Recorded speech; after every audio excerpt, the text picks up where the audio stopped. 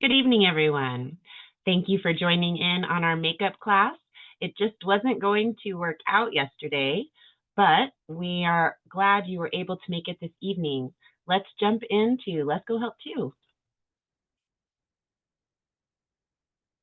All right, here we are in Lesko Help 2, everyone. And we just checked, and it's definitely not approved yet for the tax exempt status for the Collectively Rewilding Foundation. I think Candace is right, and Megan is thinking the same thing now too. The shutdown delayed getting that approval or even denial, right? Let's hope it's not a denial, but it's not a guaranteed approval, of course.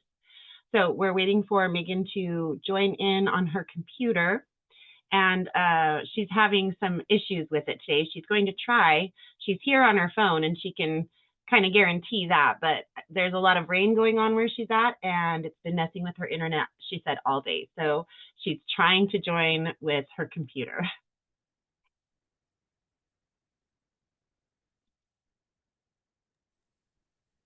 Yeah, it's not. It's going slow. Like it's going slow, but I'm here. All right, so let's just jump into your list at Okay. this point. Anyway. So here we are on your list, and we had started a second tab, but then we just left it blank. No, shit. I mean, sorry, shoot. That sucks because I don't remember at all what it was for. Does anybody else? No, but we do have it recorded, so we could go in and okay, God, good. Figure it out, but I'm sure you'll find plenty to fill it with, right? I mean, listen, yeah, I can. So what we have so far, these are kind of just ongoing things. We have the websites, the AI websites. Then we have the second list. And this one, I think, is pretty well complete, right? Down to 10 for the grant calendar. So that is all of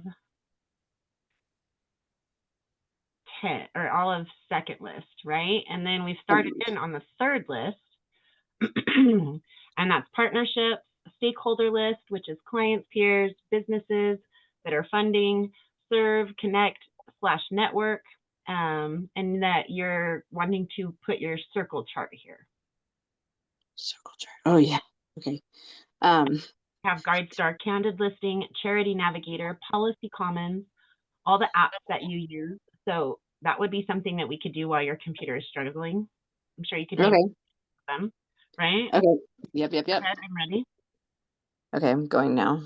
It is so the other ones I do is the philanthropic resources. Remember, I think I gave you this part of the thing, didn't I? We go over this before, and it had a list of all the other different resources that we use. Let's see if I have something. Because if not, I can just drop it in the chat. Yeah, would you please? Because if I have it somewhere, I don't have it like right here. Okay, I got it. Copy link. And this is just a good resource overall because it has a whole bunch of other stuff inside of it, and it's always coming in handy. Always.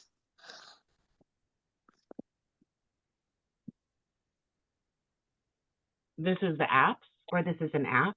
It's just a website that I use. I have it as an app on my phone. I mean, I Okay, save the website on my phone. Say websites and apps.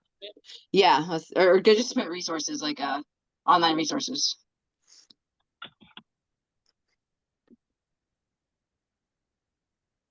Okay. And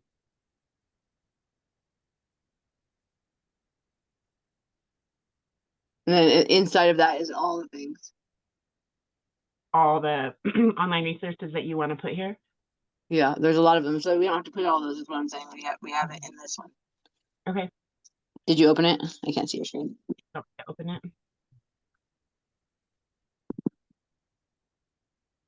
And so the Chronicle of Philanthropy, Council on Foundations, these lists here, got Candid and GuideStar. Right? Yep, independent sector, yep, all of those.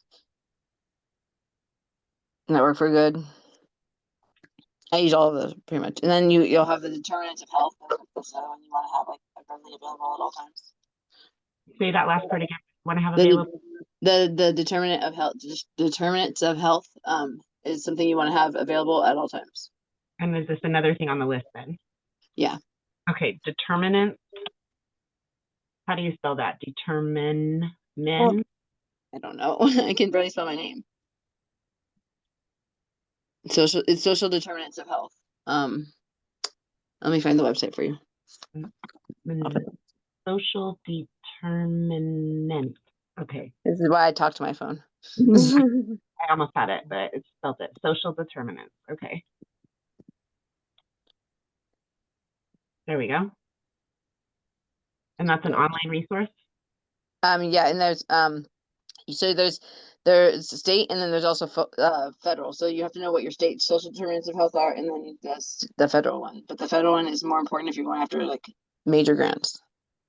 Okay. Okay, so this. Okay, social determinants of health. For right here, this one. It's the one from the it says OD php.health.gov. Yeah. Okay, yeah. Yep. Okay, let me go back to our list now.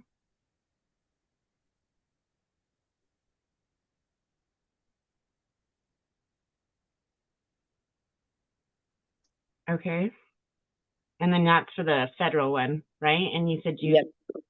And then sometimes state has ones that are different sometimes. Okay, so I know California does. like that, but sometimes they do and sometimes they don't. Yeah, I mean, I haven't run into a state that doesn't, except for Kentucky did not. So that was interesting in itself. But I was like, okay.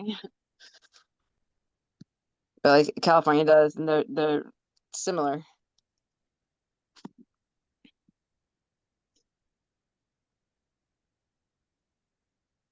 Okay. What else do you want to put there? I'm coming. I'm trying to figure out the name of it. I have to look it up again. It is called.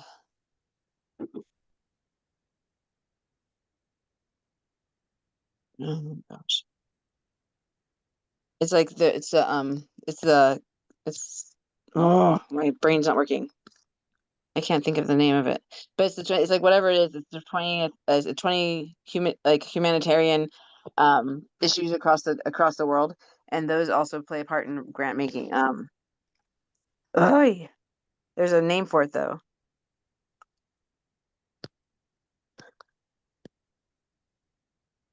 Centers, I think it's I don't know. I think it's it's gonna kill me.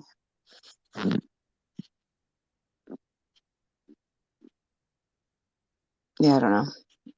Global I don't want to lie to you.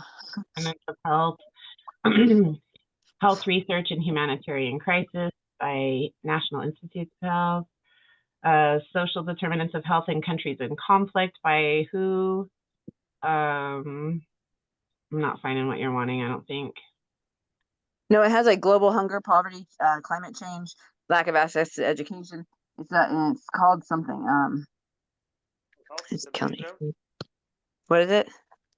WHO, World Health Organization. I don't know. Well, I don't know. WHO, he's talking about the WHO, but maybe the WHO puts it out, maybe the WHO doesn't, but it's more like a specific thing, I think. Okay. Yeah, it's like there's like a certain list, but yeah, but there's probably really close actually.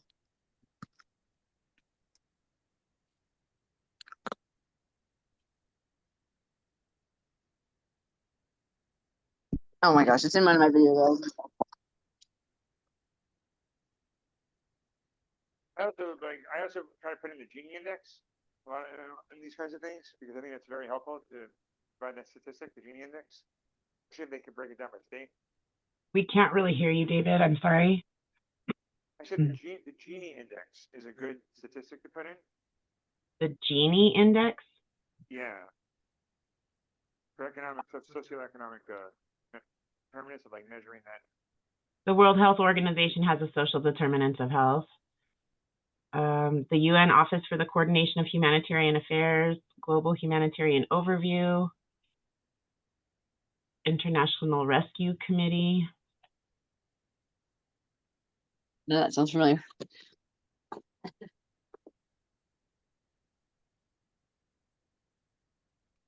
My computer's looking like it's moving, so that's good. Okay. Well, I'm not finding anything. All right, so moving on. What else is on that list in the Carnegie one? Okay, so then next you have budgeting and budgets, bylaws, MOUs, and other ruling documents that your nonprofit uses, grant lists / lessons, nonprofit and for-profit grants. What's the difference? Where to find nonprofit grants? What's the difference between a sponsorship and a grant, which has what things can be funded by sponsorships, what things can be funded by grants. In-kind giving, you have the grant calendar again. Should I take that out because you already have it, or do you want it twice? I don't care. Yeah, however you want it. Well, because I have 2 different grant calendars, so it depends. Is it the one with all the months, or is it the one with just like the quarters? Because you're going to be able to tell me with that. So what I have here for images is this. Okay. Can you see it? No. No? Hold on, my phone's doing whatever it's doing. Oh yeah, okay. I started looking that up. Okay. All right. Oh yeah, okay. Yeah, I have a different grant calendar. So if that grant calendar is connected to it, then good. See, this one's different, right? This isn't what you're talking about, right? No, yeah. And then you have this one. No, that's a grading score sheet for the federal grants. Okay. So that's what you have. Okay. So you want a different grant calendar here? Do you want me to put some side a note so we know what you're thinking? Yeah, for us to put the 2026 grant calendar. 2026 grant calendar? Yeah. Okay. All right, cool. I just got all the cats away. Yay. Oh. Yeah. And then you have prospectus and why you need one, media outreach strategies. Okay. Oh yeah, media outreach strategies is good too. And then you have faith-based, funding your faith online, resources and grants lessons. We have Candid, Charity Navigator, firstnations.org, Urban Institute, donors search, you have the philanthropic resources from Carnegie here as well, the nonprofit hub, Ford Foundation, Santa Monica Library, to grant maker associations, common grant applications, thegivingforum.org, Muckety, opensecrets.org, Wealth Engine Grant Training Center, the Foundation Center, Federal Grant Learning Center, Donor Search, Wealth Engine, Prospect Research Institute, grantproposals.com, nonprofit guides, for-cost services that might be useful, the Giving Tuesday campaign and other seasonal activity or opportunities, which is supposed to coordinate with Black Friday for corporate donors, Giveify, Give Lively, Give Better, and community block development grants, research previous years. You did a lot. That's a lot. Then you have National Adoption Month as an example.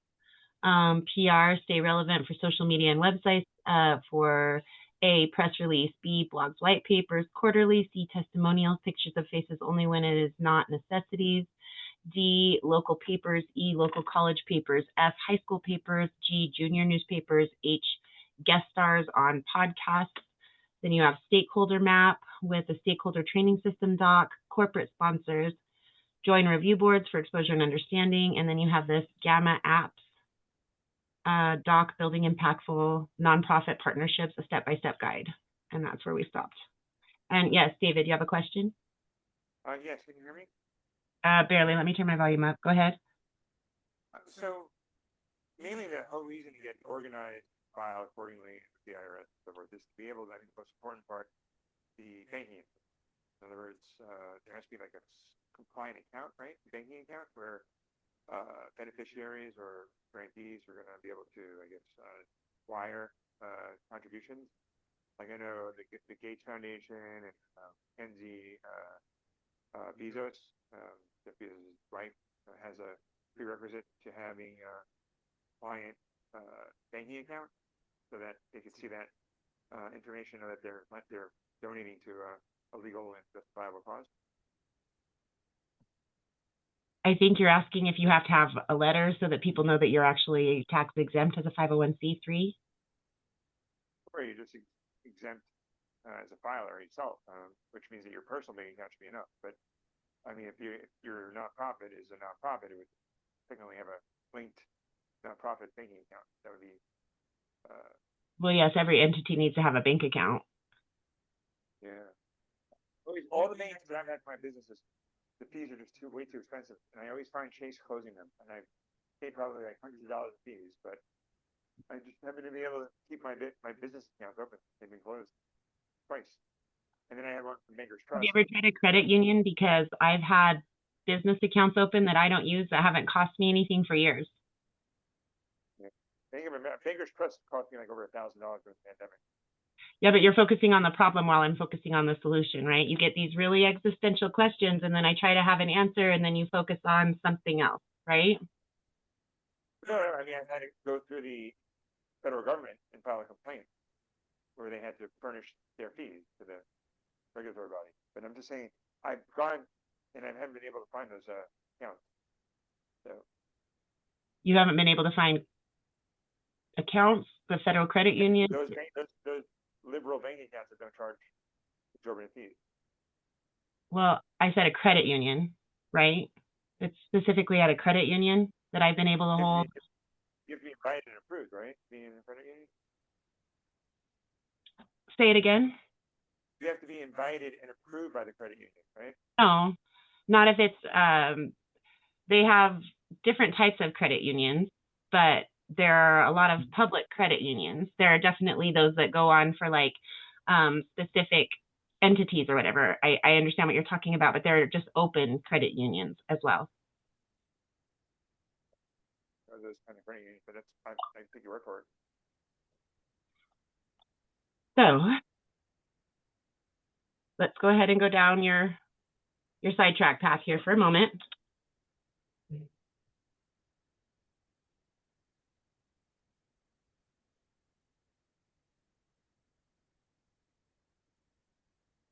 Okay, so credit unions open to the public typically include those with a broad community field of membership. Types of credit unions: community credit unions, national or federal credit unions, online only credit unions, which is really nice because like in my hometown, there are no credit unions in that town. There used to be one, and it might have been one of those that was only open to certain people. I'm not sure, I was really young, so I didn't get to take advantage of it if it was open to the public, and it closed. And there are no credit unions open in the Four Corners area of Colorado, at least. And so an online credit union, that's really nice, right? So that could be an option for you. I've used America First Credit Union, and my preference is Mountain America Credit Union. You would just have to see if there are credit unions in your area. If you'll give me your zip code. How's USAA? Would you recommend them? I don't know. I told you the two that I dealt with, right? Okay. So he'll provide your zip code for me, David. 85032. 85032.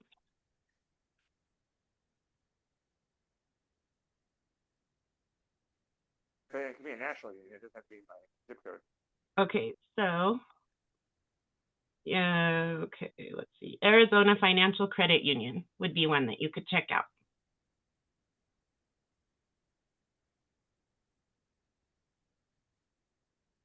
Okay. So where would you like to go next, Megan? Okay, I figured it out. It's called the health disparities. That's what I was getting after. I was going crazy, but I found it. There's health disparities. How? So you want to know your state's health disparities, and each state has its own thing, so I'm not sure how you want to put that in there. But it's very useful when you're trying to do anything really with grants. The state of health disparities in the United States. Maybe that's well, I didn't know that one existed, but yeah, that's good. But no, that each one, like, because you want to get it, when you're writing a grant, you want to get it all to the area that you're actually writing for, right? So the state one's more helpful, but this is actually good too. I mean, I put both. You want me to put this as well? Yeah. And how do I get a state one? Go to what I mean, like whatever state it is, and then you go to California, like California Department of Public Health has theirs. North Carolina has a very good extensive one. It's amazing, actually. I'm jealous. Almost one of the North Carolina, so I can use it.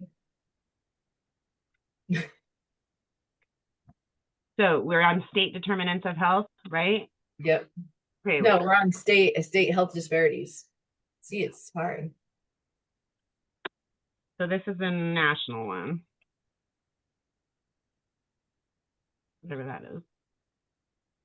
Okay, and then, so state health disparities. And then we'll go 8X, California.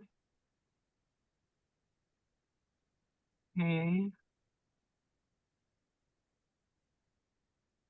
And so California health disparity. Yeah, it's what do we call it? Yeah, health disparities.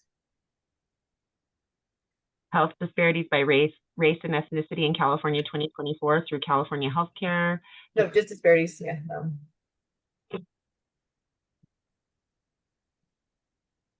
Okay. This is where you're gonna get a lot of your research from. Now AI does help you get through this, but there's nothing like going through an actual website. And we all know how I love to go through websites and just scour. But this is how you can link something like a guaranteed income project with your healthcare. This is the research that we use to link those types of things.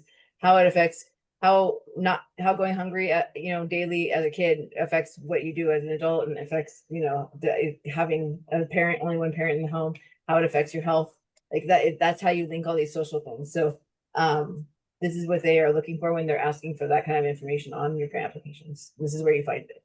What we'll need to do when we flesh out these lists, right, is put that kind of information. Yeah. This is a very hard thing to do, is take my brain and put it on paper. It's so much. It is. Okay, so where do you want to go next? I don't know. Where do I do my phone? List 4, and you had a thought for what would list 4 look like. I don't remember. You need to write things. I guess you do write things down. I don't write things down. Let me look. Well, Okay. Right, so we can go back and we can watch that episode and see where we're at for moving forward. But we don't watch ourselves very well, so we're probably gonna. No, we don't. So let's not do that right now. Thanks for no thanks. And so, I think Grant Makers IO. Do we have that one on there? Say it again. Grant Makers IO. Let's just see. Grant, is it like one word, 2 words? It's all one word, Grant Makers.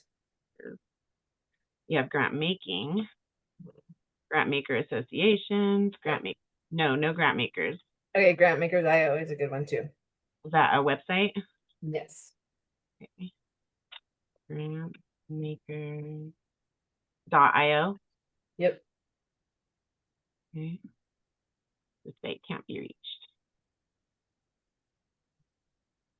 But I was just on it. What's that? I said I was just on it. Hold on, let's see. Grant Makers, you wrote it right. I don't know. It's weird. Let me see if I can put it in the chat. Okay.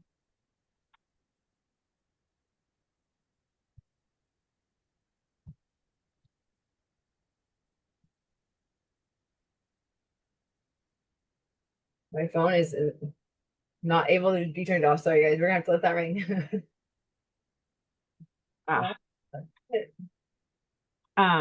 David says, the Gini index is a statistical measure of income inequality within a population ranging from 0 to 1. A Gini index of 0 represents perfect equality. Everyone has the same income, while a Gini index of 1 represents perfect inequality. One person has all the income. Does that sound like something that would be useful? Yeah, maybe. I'll look at it. I mean, I honestly, everything's a little bit useful.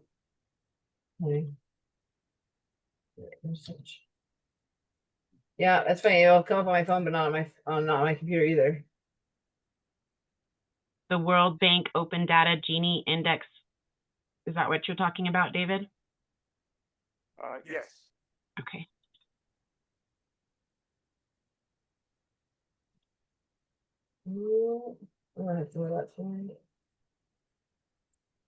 And so I'm going to put that with all the other pieces that we were just adding that were kind of like that. Does that sound like a good place to put that, Megan? Yes. Okay.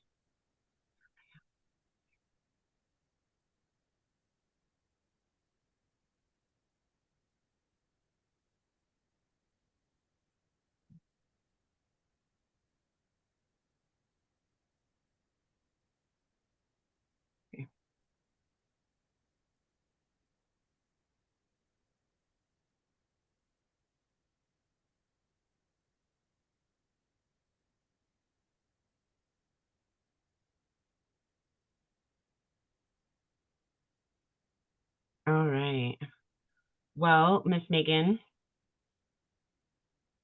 shall we take a few questions and then? Yeah. And I'll look for something while we take questions. I have more. Right. And so, any questions about what we've been talking about or nonprofit kind of stuff in general, guys?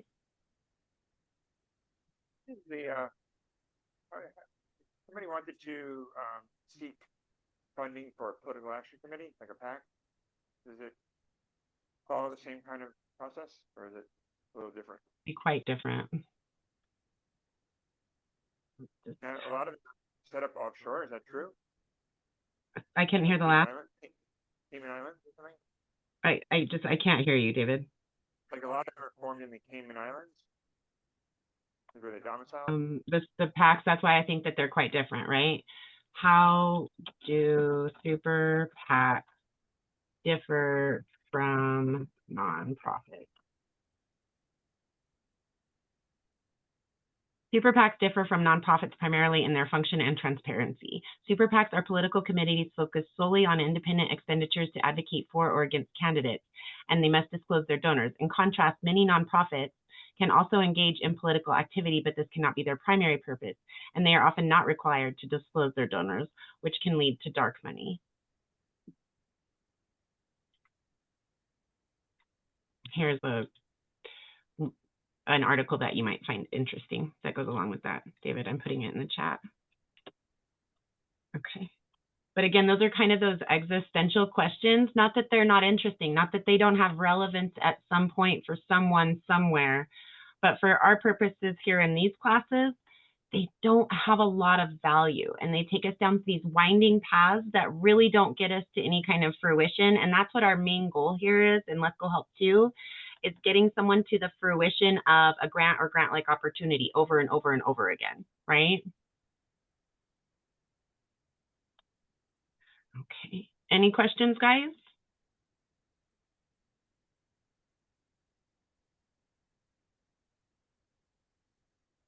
We were just getting started on our decision on nonprofit and a for-profit. We are, I can't see the rest of the message just for some reason. Oh, click on it maybe. Hello. Yes, Ken does. So when you're first making your website, do you have to, like, is there anywhere where you can get like a temporary website before you get your determination and then go the route? Well, correct me if I'm wrong, Megan, but don't you get a free website from Google Workspace as a nonprofit, and that's why we're waiting to do some things? No, you get from 48 and 48, they'll build you a website as a grant.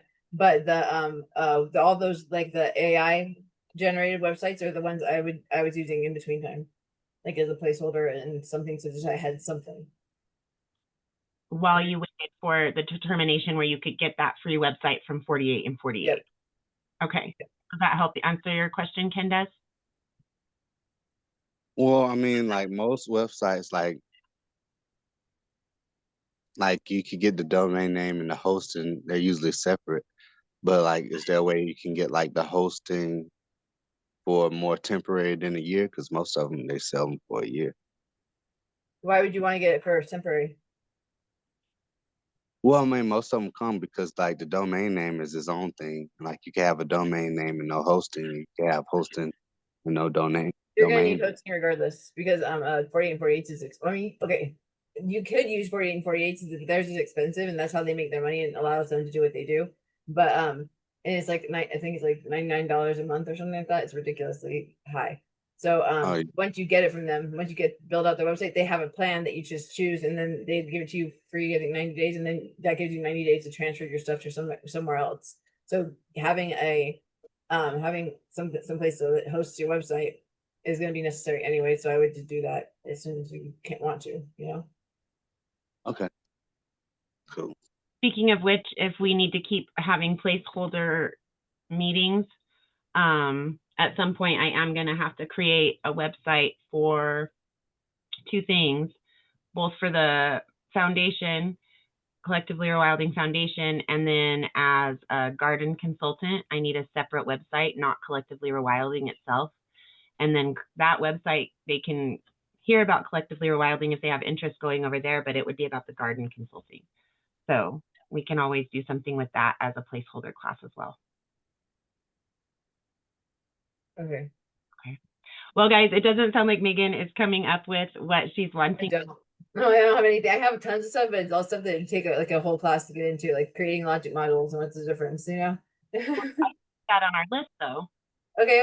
Then I can go through this whole list. Okay, yes, continue. All right, I've got creating a logic model. Like, so that I could just copy paste it where you're reading it from. Would that work? No, it's I'm going through my slide decks. Okay, so hold on. Is this like a new list? Should I go to tab 2? Sure. Okay. Go ahead. These are presentations I've already used for my personal classes that I teach. So like these are things I've taught there that I usually just teach here too. So I just haven't gotten a chance to. Go ahead. All right. So creating a logic model for your nonprofit, a step-by-step guide. Wait, hold on. Logic model. Is that the step-by-step guide? Yeah. Then building impactful but nonprofit partnerships. Building impactful nonprofit partnerships. Yep. Sponsorships and partnerships. What's the difference? We already have something like that though, similar. So do you want it or no? No. Okay. I lied. All right, how to fundraise for your neighborhood. Property acquisition guide.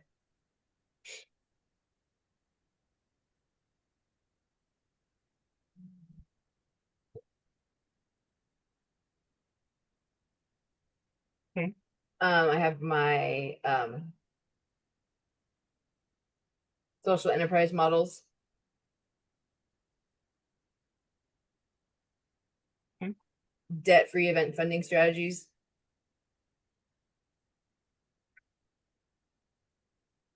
Affordable transportation solutions for your nonprofit.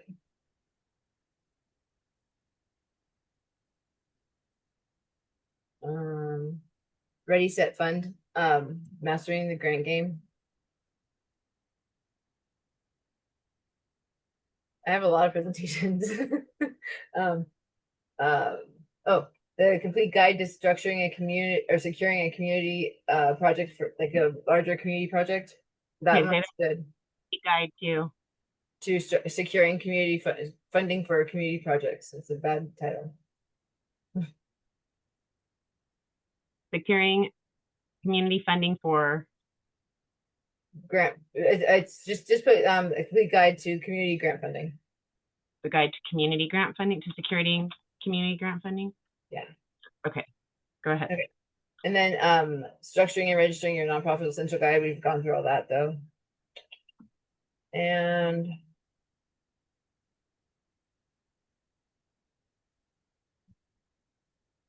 oh, crafting your founding story and building your foundation.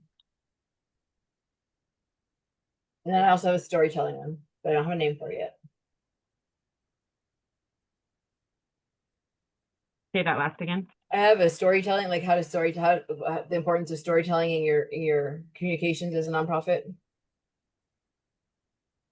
I don't have a working title for it.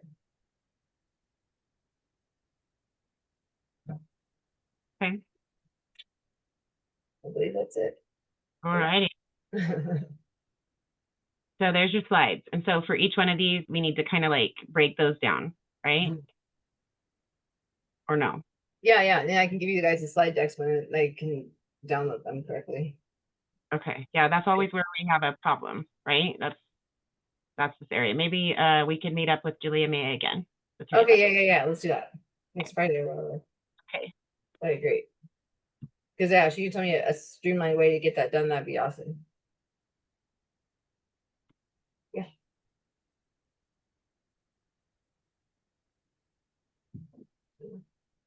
Okay. Okay. There's a question in the chat, but it's like broken up. I can't read it. It's showing all the way on my. Okay, let me read it. We are just getting started on our decision on nonprofit and a for-profit. We are trying to get a piece of land to build an ecotourism business. We want to live on the property to manage it. Can we still have a nonprofit in this type of business? Now, you're doing that in the Philippines, is that right, David? And you can unmute yourself. No, we're actually moving back. Our hope is the Smoky Mountain area, either Tennessee side or the North Carolina side. But this is I'm here on a business contract and it's ending in March, so we'll be back in March. So we're in the process of trying to create this environment of ecotourism with I guess an RV campground with our main focus is ecology with the honeybee.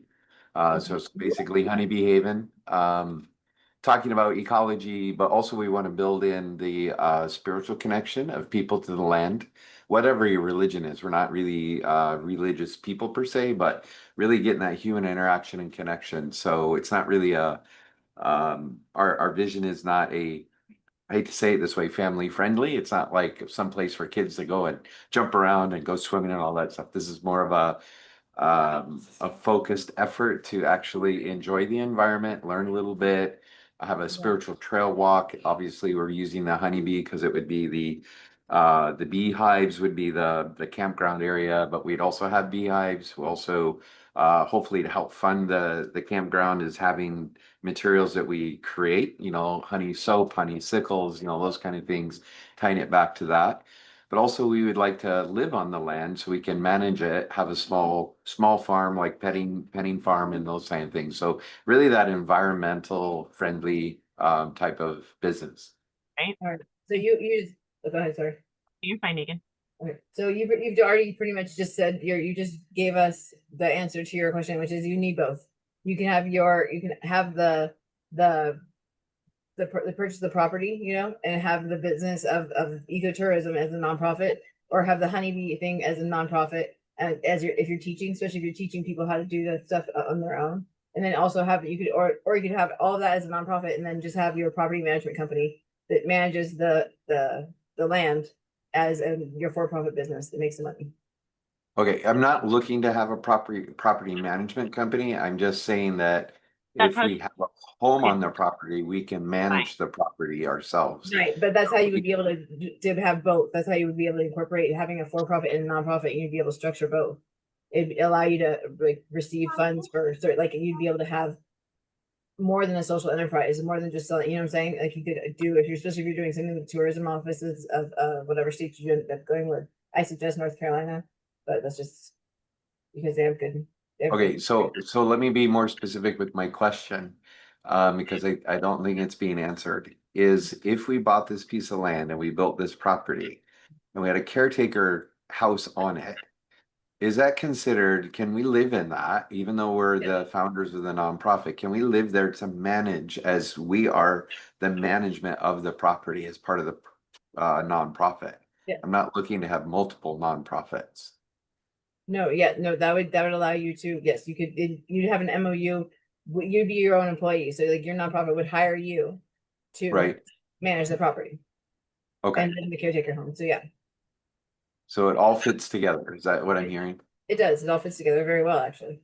Okay, because we were just concerned that if we go down this path and get this large piece of land and put all this effort in it, that we couldn't live in it because we really just we want to do the project. We don't want somebody else to. We want to be involved. We want to get dirty. We want to do the education. I'm a doctor by trade, but have a huge science background. My wife is also in the healthcare industry and has her background in management as well. So it's just kind of our dream to have this big piece of property and share it with the entire world, but yet maintain it. Yeah, I like that. That's awesome. Yeah, and I would definitely keep your mind open about having a for-profit and nonprofit together because it really does allow you to move better throughout the processes. So Megan, could you give me your suggestion on how to split that then for the for-profit versus the nonprofit? So, okay, so your for-profit, you could also have to go with the social enterprise, because if you have your social enterprise selling your bee stuff, everything that, all the stuff, all the product, I guess, it comes from bees. You could be doing that and having that go as your social enterprise. But if you're teaching, then you have a whole educational center, and you want to make sure that you have that as the nonprofit too. So it's kind of you want to be able to switch in between the two of them. And then I would do property management just because you can always expand that. And if you wanted to go to other states, you'd be able to license that. that model and then make revenue off of it so that you can support the nonprofit. Okay, so just on the surface, it sounds a little confusing to me, so Yeah. I'll have to try to figure that out and read up on that. Yeah, and I can write it down for you. Like I can give you a plan, like, or not a plan, but like what my thoughts are on that, because like I think that's a really, really good strategy what you have already. And I would just, Okay. yeah, I would just don't count it out, because being able No, to I'm create revenue is awesome. Yeah, we haven't even applied for nonprofit status yet. We're just putting all these pieces together, and we've got our business plan down. We got our executive summary. We've got all the pieces in place. We're just trying to figure out what's the best way to structure this. So any of your thoughts would be fantastic for us. I appreciate it. And then the only other question is you threw in there just really quickly, you would prefer North Carolina. So obviously we would love your thoughts on that. North Carolina only because they have a really good grant system, like for their whole state. And then I know people in North Carolina that are also doing something similar. So not similar in like the sense of exactly what you're doing, but they work with other like environmental nonprofits, and they're doing a lot of big things. So there's a lot of good stuff going on right now. Yeah, I mean, from Murphy, North Carolina up to Asheville, that kind of area is just Asheville. hungry for this stuff for sure. So Yep. that's kind of been our target. We just didn't know if we're going to be on the east or the west side of the mountain. Okay, yeah. And if you guys end up near Asheville, let me know, because I definitely can hook you up with people. Okay, well, that is a big target area for us. So we love your contact info, Megan, because this has been a very big dream of ours, and we want it to come to happen. You can message me in the app, and then if you can come talk to me at any time on the meetings. We don't really give out the emails and stuff. We try not to, at least. That's fine. Yeah, no worries. I understand. Thank you. So other two things for you, Adam, is that right? Dave. David, apologize. I don't know why I was thinking. Is your last name Adamson? Something like Yes. that? Okay, Yes. that's why I was getting it confused. So every Thursday I have a class called Country Living in Business Plus Pets, and that's where we can really work deeply on looking into getting grant-like opportunities for land purchases in any of the areas that you're interested in. Okay. Okay. And then that's really the biggest challenge right now is finding the large enough piece of land, because I don't think it can happen on 15 or 20 acres. I think I got to be looking at 50 to 100 acres, honestly. And so we want to dream big, but we want to work with reality, right? Absolutely. And not be able to 100 acres right now, but what if you could get 5? And then you can build on that and things like that, right? And so then you want to figure out where you pitch, because you want to make sure there's expansion potential and things like that, right? So we have our big vision, but we have to do step-by-step processes when we don't have the money out of our bank account just to fund what we want to do, right? Absolutely. Yep. Totally agree. Then the other thing for you is my own community, Collectively Rewilding. That is what it's all about. Sustainable rewilding of self and community and all of that fun stuff. And it's free for anyone to join. So there's information here. If you just type Collectively Rewilding in, you'll come across something, and you can also just join it on Mighty Networks as well. That's the kind of stuff. We talk about how to get the land here in Lesko Help too. And then we talk about what to do with the land in Collectively Rewilding. Got it. Okay, beautiful. Thank you guys. I appreciate it. Absolutely. All right, very fun. Okay, guys, any more questions before we walk through our calendar for tomorrow? That's my favorite part of these classes, is that part. What's that? Building something from nothing, like just an idea stage and then taking it all the way through. It's fun. Absolutely. And that if you can have fun with that, that's really paramount, because you have to stay excited or at least invested even in the small minutia of those step building things that we all have to do for our different goals, right? All right, guys, any other questions? All right, let's go ahead and head over to our calendar. And things have changed a little bit, as you probably have noticed. We've reorganized a little bit. I think it's going to be really good for everyone. Of course, your start here with your welcome message and quick start launchpad, which let's see if our new one has been released yet. Not quite yet. And it hasn't really moved forward. Okay, so then you have Lesko Direct Help, meetups with Lesko this coming Tuesday. You will be able to come and join a Zoom class like this with Matthew Lesko, all right? And so definitely make sure to join in. Remember, we want to keep ourselves muted if it's not our turn on the floor. And does anybody have trouble knowing how to raise your hand in a Zoom meeting so that we could walk through that right now so you're all ready and prepped for Matthew's Live? All right, yeah, so come with your questions and get that hand raised fast, guys, because I'm guessing that those question moments are going to come at a premium, right? So make sure you're ready, make sure you know how to raise your hand, and keep yourself muted until it's your turn on the floor. But that is going to be a lot of fun. Tuesdays, member meetups with Matthew Lesko at 1 o'clock p.m. Pacific, 2 o'clock p.m. Mountain, 3 o'clock p.m. Central, and 4 o'clock p.m. Eastern.